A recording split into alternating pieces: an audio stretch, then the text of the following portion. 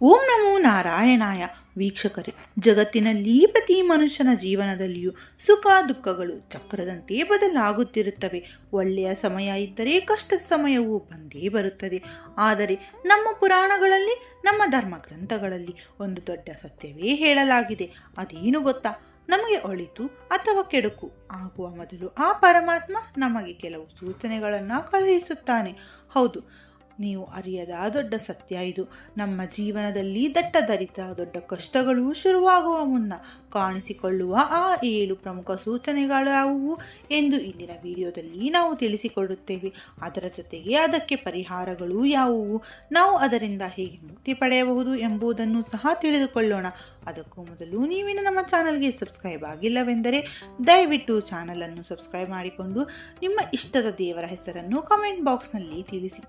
ಮೊದಲನೇ ಸೂಚನೆ, ಪೂಜನೀಯ ತುಳಸಿ ಸಸಿ.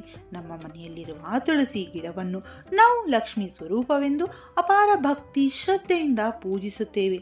ವಾಸ್ತುಶಾಸ್ತ್ರದ ಪ್ರಕಾರ ತುಳಸಿ ಬಹಳ ಸೂಕ್ಷ್ಮ ಸಸ್ಯ. ಯಾವ ಮನೆಯಲ್ಲಿ ತುಳಸಿ ಹಚ್ಚ ಹಸಿರಿನಿಂದ ತುಂಬಿರುತ್ತದೆಯೋ ಅಲ್ಲಿ ಸುಖ ಸಂತೋಷ ತುಂಬಿರುತ್ತದೆ. ಆದರೆ ವೀಕ್ಷಕರೇ, ಒಂದು ವೇಳೆ ನಿಮ್ಮ ಮನೆಯ ತುಳಸಿ ಗಿಡವು ಯಾವುದೇ ಕಾರಣವಿಲ್ಲದೆ ಒಣಗಲು ಪ್ರಾರಂಭಿಸಿದರೆ ಇದು ಕುಟುಂಬಕ್ಕೆ ಮುಂದೆ ಬರಬಹುದಾದ ದೊಡ್ಡ ಕಷ್ಟ ಅಥವಾ ಕೆಟ್ಟ ಘಟನೆಗೆ ಸ್ಪಷ್ಟ ಸಂಕೇತವಾಗಿದೆ ಎಂದು ನೆನಪಿಡಿಕೊಳ್ಳಿ. ಎರಡನೇ ಸೂಚನೆ, ಗೋವಿನ ವಾಣಿ. ಗೋವು ನಮ್ಮ ಹಿಂದೂ ಸಂಸ್ಕೃತಿಯಲ್ಲಿ ಪೂಜನೀಯ ಸ್ಥಾನ ಹೊಂದಿದೆ. ಗೋವುಗಳಿಗೆ ಮುಂದಾಗುವ ಕಷ್ಟಗಳ ಬಗ್ಗೆ ಮೊದಲೇ ಅರಿವಿರುತ್ತದೆ ಎಂದು ಶ್ರೀಕೃಷ್ಣ ಪರಮಾತ್ಮನೇ ಹೇಳಿದ್ದಾನೆ. ಒಂದು ಮನೆಯ ಹತ್ತಿರ ಗೋವುಗಳು ಬರದೆ ಬೇರೆ ದಾರಿಯಲ್ಲಿ ಹಾದು ಹೋಗುತ್ತಿದ್ದರೆ ಅಥವಾ ನೀವು ನೀಡುವ ರೊಟ್ಟಿ ಆಹಾರ ಪದಾರ್ಥಗಳನ್ನು ತಿನ್ನಲು ನಿರಾಕರಿಸಿದರೆ ಆ ಮನೆಯಲ್ಲಿ ಕೆಟ್ಟ ಶಕ್ತಿಗಳು ಆವರಿಸುತ್ತಿವೆ ಎಂದು ತಿಳಿಯಲಾಗುತ್ತದೆ. ನಿಮ್ಮ ಮನೆಯಲ್ಲಿ ಸದಾ ಜಗಳ ಕಲಹಗಳು ನಡೆಯುತ್ತಿದ್ದರೂ ಹೀಗಾಗಬಹುದು. ಇದು ಅಶುಭ ಸೂಚನೆ.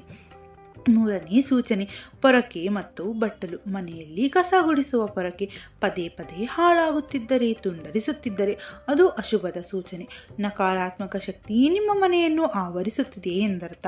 ಅದೇ ರೀತಿ ವಾಸ್ತುಶಾಸ್ತ್ರದ ಪ್ರಕಾರ ಹಾಲು ಅಥವಾ ಬೆಣ್ಣೆ ಇರುವ ಬಟ್ಟಲು ಕೈಯಿಂದ ಆಕಸ್ಮಿಕವಾಗಿ ಜಾರಿ ಬೀಳುವುದು ಸಹ ಮನೆಗೆ ಎದುರಾಗುವ ಸಂಕಷ್ಟದ ಮೊದಲನೇ ಸೂಚನೆಯಾಗಿರುತ್ತದೆ.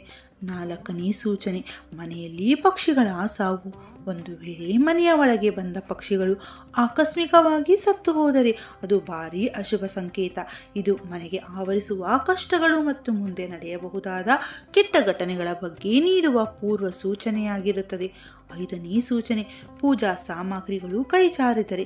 ಭಗವಂತನ ಪೂಜೆ ಮಾಡುವಾಗ ನಿಮ್ಮ ಕೈಯಿಂದ ಪೂಜಾ ಸಾಮಗ್ರಿಗಳಿರುವ ತಟ್ಟೆ ಅಥವಾ ಯಾವುದಾದರೂ ಪ್ರಮುಖ ವಸ್ತುಗಳು ಕೆಳಗೆ ಬಿದ್ದರೆ ಅದನ್ನು ಕೇವಲ ಆಕಸ್ಮಿಕ ಎಂದು ನಿರ್ಲಕ್ಷಿಸಬೇಡಿ.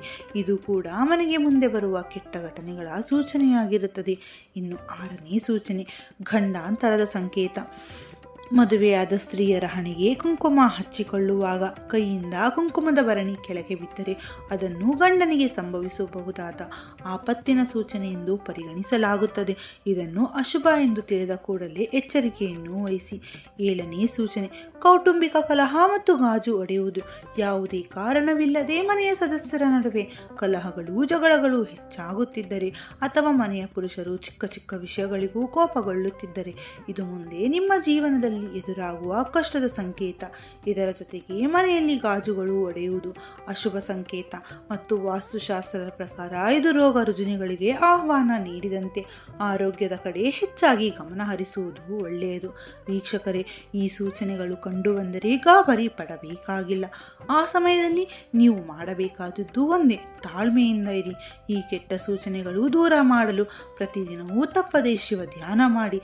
ಪ್ರತಿನಿತ್ಯ ಹನುಮಾನ್ ಚಾಲೀಸವನ್ನು ನಿಮ್ಮ ಮನೆಯಲ್ಲಿ ಪಠಣೆ ಮಾಡುವುದರಿಂದ ನಿಮಗೆ ಬರುವ ಸಂಕಷ್ಟಗಳು ದೂರವಾಗುತ್ತವೆ. ಭಯವನ್ನು ಬಿಟ್ಟು ಭಗವಂತನ ಮೇಲೆ ಸಂಪೂರ್ಣ ನಂಬಿಕೆ ಇಡಿ. ಎಚ್ಚರಿಕೆಯಿಂದ ಮುನ್ನಡೆಯಿರಿ. ಈ ದಿವ್ಯ ಜ್ಞಾನ ನಿಮಗೆಲ್ಲರಿಗೂ ಉಪಯುಕ್ತವಾಗಲಿ ಎಂದು ಹಾರೈಸುತ್ತೇನೆ. ಮಾಹಿತಿ ನಿಮಗೆ ಇಷ್ಟವಾಗಿದ್ದರೆ ದಯವಿಟ್ಟು ಲೈಕ್ ಮಾಡಿ ಮತ್ತು ಇತರರಿಗೂ ತಿಳಿಯಲು ತಪ್ಪದೇ ಶೇರ್ ಮಾಡಿ. ಇನ್ನಷ್ಟು ಭಕ್ತಿಪೂರ್ಣ ವಿಷಯಗಳಿಗಾಗಿ ನಮ್ಮ ಚಾನಲನ್ನು ಸಬ್ಸ್ಕ್ರೈಬ್ ಮಾಡಿಕೊಳ್ಳಿ. ಎಲ್ಲರಿಗೂ ಶುಭವಾಗಲಿ. ಓಂ ನಮೋ ಭಗವತಿ ವಾಸುದೇವಾಯ.